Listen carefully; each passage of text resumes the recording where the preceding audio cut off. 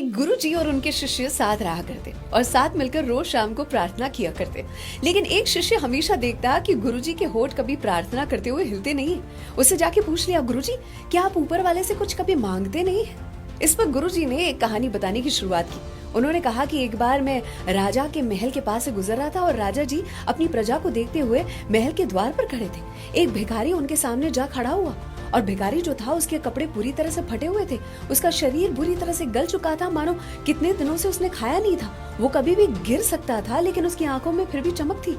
राजा ने उसे देखते ही पूछा, बताओ क्या चाहते हो?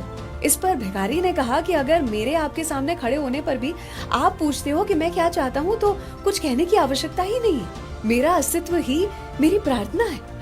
इस पर राजा ने अपने लोगों को बुलाया। उन्हें अपनी गलती का एहसास हुआ। जल्दी से उसके लिए कपड़े मंगवाए, उसके लिए खाना मंगवाया, उसके लिए एक छोटे से घर की व्यवस्था की और साथ ही उसे अपने राज्य में एक छोटी सी नौकरी भी दे दी।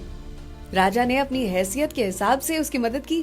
अगर उस भिखारी ने मांगा होता तो सिर्फ राजा उसे खाना देता।